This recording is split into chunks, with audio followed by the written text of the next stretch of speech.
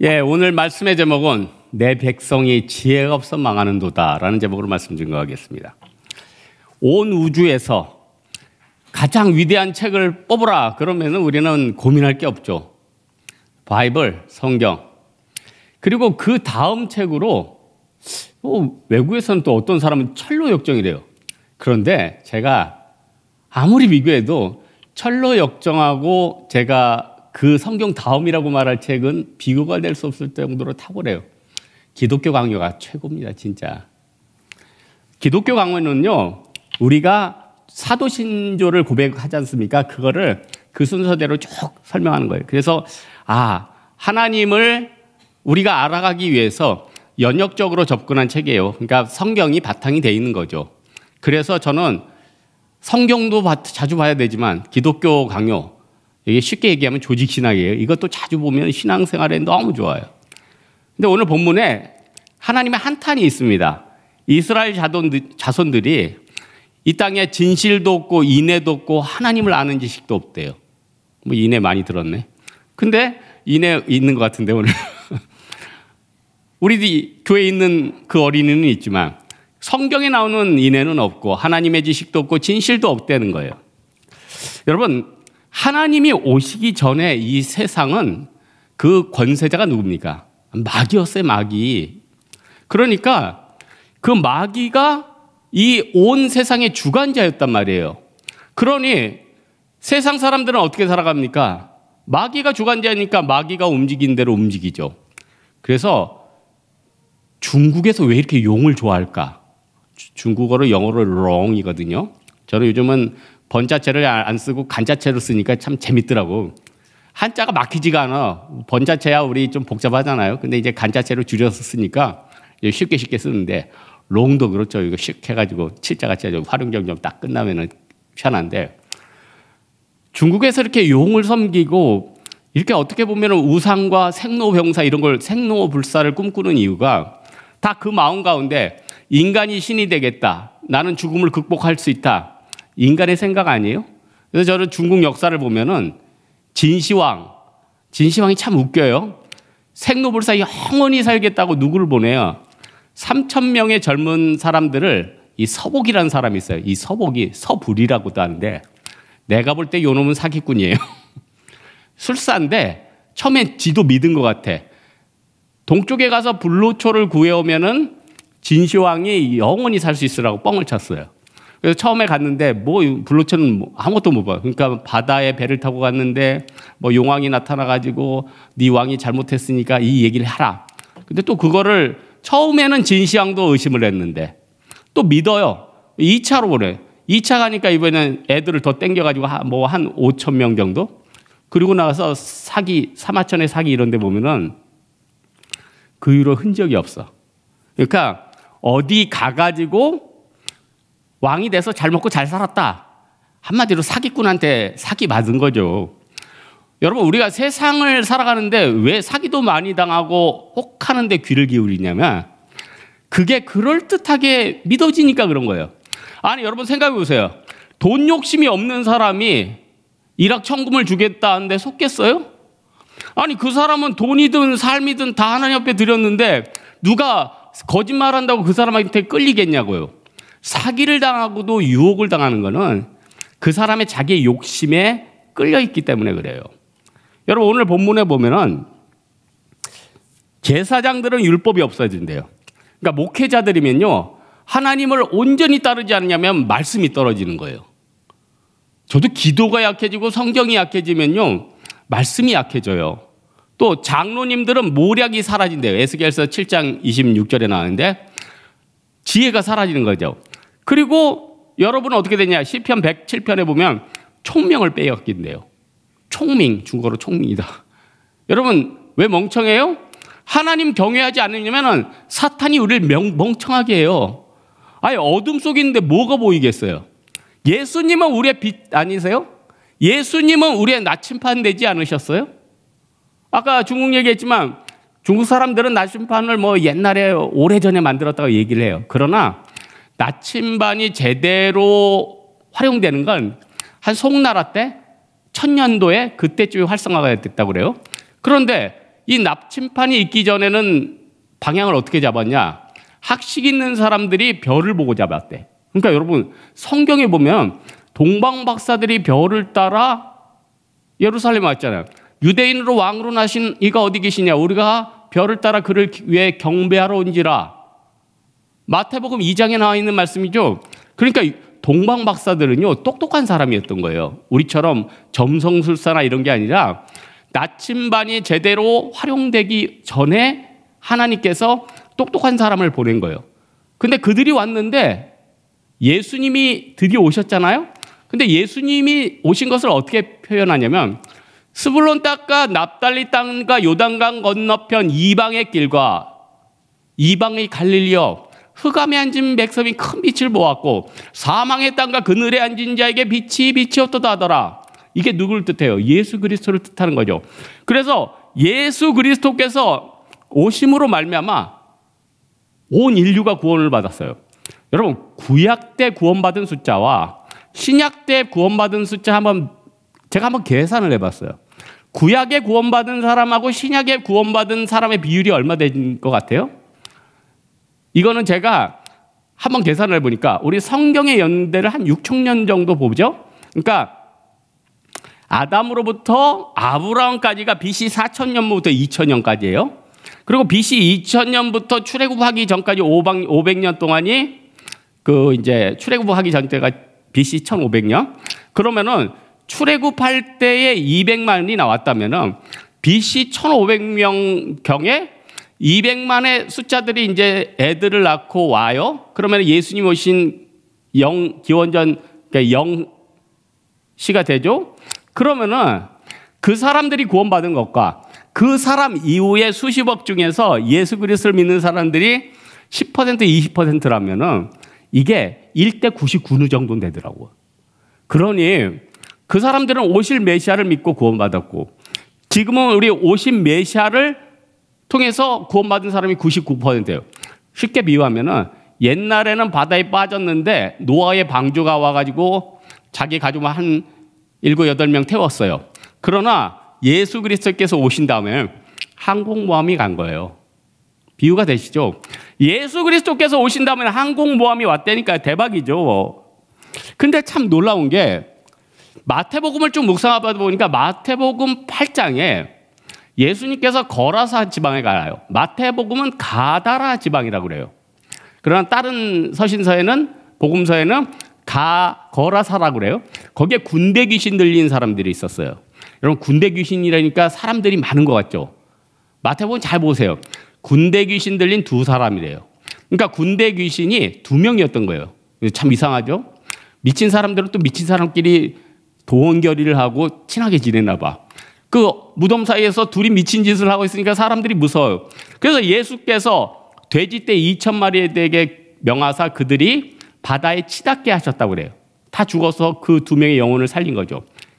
돼지 2,000마리면은 계산해 보니까 참 이번 주 설교 준비하면서 계산도 많이 했다. 한 1억 정도 돼요. 그럼 한 영혼 구원하는데 5천만 원 든 거 아니야. 그런데 마태복음 8장에서 맨 끝에 절에 보니까 온 신에서 그를 보기 위해서 그는 예수님이에요. 예수님을 보기 위해 나왔으나 그들이 이 지방에서 떠나기를 간구하시더라. 그래서 예수님께서 마태복음 9장에 다시 배를 타고 본 동네로 갔어요. 그 본 동네는 가버나움이죠. 근데 잘 보세요. 자기들에게 복음이 없는 곳에 복음 증거하러 오셨고 또 하나 미친 사람들을 자유케 해줬는데 그들은 더 이상 자기들의 돈에 해가 될까 봐 예수님 가라 이거예요. 이게 바로 세상의 모습입니다. 저는 아침에 대만 선교 가서 아침에 새벽 예배하고 저희 팀은 아침을 먹기 전에 전도를 했어요. 그게 왜냐면은 아침이 늦게 된대요. 그래서 아침을 먹기 전에 전도를 하니까 배가 고파요. 근데 아침에 전도하다 보면 이 쇠통에다가 불을 막 지우고 가짜 돈을 아줌마 아저씨들이 막 태워요. 그게 뭐냐면 대만에서 최고 섬기는 신은 빠이빠이예요. 그러니까 빠이빠이는 뭐냐면 빠이빠이 이게 아니라 리빠이, 예배를 리빠이라고 하거든요. 절하다 막 이런 뜻이에요. 리빠이예요. 이 빠이빠이가 뭐냐면은 그 불교, 도교, 유교, 조상신 다 합쳐놓은 그래서 자기들에게 결국 복 받겠다 이거예요. 그러면서 섬기고 있는 거죠. 다 뭐예요? 결국 자기가 복을 받겠다는 거예요. 근데 그들은 방법을 모르는 거죠. 예수 그리스도밖에 답이 없는데. 여러분, 세상은요, 우리에게 계속 어렵게 만들고 우리를 힘들게 만들고 또 계속 우리에게 미끼를 던져줍니다. 여러분, 세상에서 어떤 가치 판단을 할 때 나에게 자꾸 미끼 던지는 게 내 마음을 혹시 힘들게 할 때가 혹시 있지는 않습니까? 그때 어떻게 돼요? 예수님 말씀처럼 예수께서 사탄아 물러가라. 다만 하나님께 경배하고 그를 섬기라 하였더라. 악한 마귀가 예수님처럼 여러분에게 다시 다가와서 어떻게 해요? 높은 산으로 우리를 데려다가 천하만국과 그 영광을 보여 내게 이르되 내가 만일 내게 엎드려 경배하면 이 모든 것을 주리라. 예수께서 말씀하시되 사탄아 물러가라. 기록되었으되 주의 너희 하나님만 섬기고 다만 그를 경배할지니라. 이에 마귀는 떠나가고 천사가 수종되리라. 우리가 사탄을 물리치는 건요, 십자가랑 기도밖에는 없다는 거예요. 그래서 악한 마귀를 물리치기 위해서 우리가 기도도 많이 해야 되죠. 성경도 많이 읽어요. 그런데 또 좋은 게 있어요. 하나님 앞에 물질을 드려오세요. 이 설교는 목사님들이 하기 굉장히 껄끄러워요. 아유, 또 헌금하라고요. 저는요, 민수기 볼 때마다 민수기 7장에 보면 참 재미있어요. 첫째 날 드린 지파는 유다 지파의 암미나답의 아들 나손이 드린 헌물이라. 그가 드린 헌물은 성소의 세겔로 130세겔 무게의 은쟁반 하나와 70세겔 무게의 은발이 하나라. 이 두 그릇에는 소제물로 기름 섞은 고운 가루를 넣었고 또 10세겔 무게의 금그릇이라. 그것에는 향을 채웠고 또 번제물이라 숫송아지 한 마리야 수장 한 마리야 1년 된 어린 순양 한 마리이며 또 소제물이라 수염소 한 마리며 화목제물이라 소 2마리와 양 5마리야 염소 5마리야 1년 된 어린 순양 5마리라. 이는 첫째 날 암미나답의 아들 나손이 드린 여호와께 드리는 헌물이었더라. 이거를요 12지파를 계속 반복을 해요. 왜 그랬을까요? 모든 지파들은 똑같이 하나님 앞에 예물을 드려야 된다는 거예요.